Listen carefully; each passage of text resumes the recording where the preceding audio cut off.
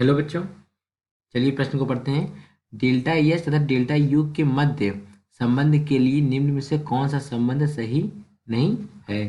तो चलिए बच्चों, देखते हैं मुख्य अवधारणा। मुख्य अवधारणा। देखिए बच्चों, इनके मध्य का संबंध क्या होता है। डेल्टा एच बराबर होता है delta U plus delta N G R T. तो बच्चों यहाँ पे जो डेल्टा एच है वो हमारा क्या है। डेल्टा एच हमारा इंथैल्पी परिवर्तन। क्या है डेल्टा एच हमारा? इंथैल्पी परिवर्तन। इंथैल्पी परिवर्तन। और जो डेल्टा यू है वो क्या है? वो है हमारा आंतरिक ऊर्जा में परिवर्तन। किसमें परिवर्तन? आंतरिक ऊर्जा में परिवर्तन। आंतरिक ऊर्जा में परिवर्तन। और जो डेल्टा एन जी है वो क्या है? डेल्टा एन जी होता है हमारा बराबर डेल्टा एन जी, यानी कि गैसीय उत्पादों के मोलों की संख्या माइनस गैसीय अभिकारकों के मोलों की संख्या। हो गया बच्चों। और आर क्या हमारा? गैस नियतांक, टी हमारा क्या ताप है। अब इनके मध्य एक संबंध स्थापित किया गया। देखिए इनके इनके बीच क्या संबंध होता है। देखिए, अगर हमारा डेल्टा एन जी बराबर क्या हो? जीरो हो, यानी कि डेल्टा एन जी बराबर अगर हमारा जीरो होगा तो वहाँ पे क्या होगा? जो हमारा डेल्टा एच होगा वो किसके बराबर होगा? डेल्टा यू के बराबर होगा। क्यों? क्योंकि यहाँ पे अगर डेल्टा एन जी बराबर जीरो हो गया तो जीरो गुणा जीरो हो जाएगा, तो क्या हो जाएगा? डेल्टा एच हमारा डेल्टा यू हो जाएगा। ये हमारा हो गया पहला सिचुएशन। दूसरा केस क्या है? देखिए, अगर अगर हमने यहाँ पे क्या किया, delta N G greater than zero ले लेंगे, तब क्या हो जाएगा? देखिए हो जाएगा डेल्टा एच बराबर delta U plus delta N G R T plus delta N G R T हो गया।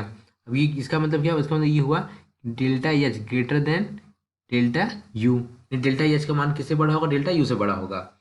ये हमारा दूसरा सिचुएशन। अब तीसरा सिचुएशन क्या देखिए यहाँ पे। अगर डेल्टा एन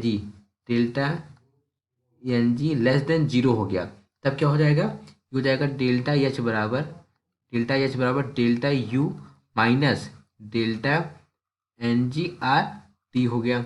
इसका मतलब क्या हुआ? इसका मतलब ये हुआ कि जो डेल्टा एच का मान होगा वो लेस देन किससे होगा बच्चों? किससे बड़ा होगा? डेल्टा यू से छोटा होगा डेल्टा एच का मान। ये क्या हो गया बच्चों? Delta N G less than zero हो गया। अगर एक यहाँ पे एक केस और है, क्या हो जाएगा? अगर delta N G R T का मान delta N G R T का मान क्या हो गया? जीरो हो गया। देखिए इस वाले केस में डेल्टा एन जी का मान जीरो होता है, लेकिन इस वाले केस में आर का मान भी जीरो हो सकता है और टी का मान भी जीरो हो सकता है।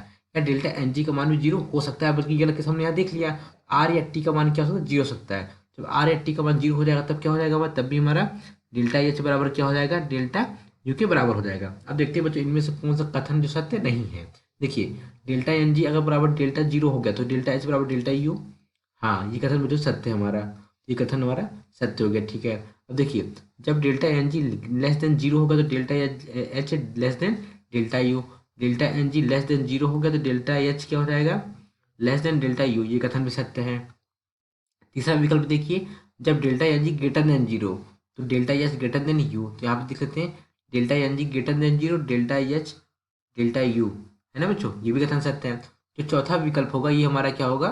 ये सही नहीं होगा। कैसे? देखिए, delta N G R T बराबर जीरो हो गया तो डेल्टा एच बराबर डेल्टा यू होना चाहिए, लेकिन यहाँ पर क्या है? Delta H greater than delta U. देखिए यहाँ पे क्या है? Delta N G R T बराबर जीरो हो गया, डेल्टा एच किसके बराबर? डेल्टा यू के बराबर है, लेकिन यहाँ पे क्या है? Delta H greater than delta you. तो बच्चों इसमें कौन सा विकल्प हमारा सही हो जाएगा? विकल्प डी, जो कि हमारा ये वाला विकल्प सही नहीं है बच्चों। ये विकल्प सही नहीं मतलब ये वाला जो स्टेटमेंट कथन दिया हुआ है, लाइन लिखी हुई लाइन हमारी सही नहीं। यहाँ क्या होगा? अगर यहाँ बराबर होता तो बच्चों क्या होता? ये भी हमारा कथन सही होता। बच्चों कौन सा कथन सही हो जाएगा? कौन सा विकल्प सही हो जाएगा? विकल्प डी। आशा करते हैं आपको समझ आया होगा। धन्यवाद।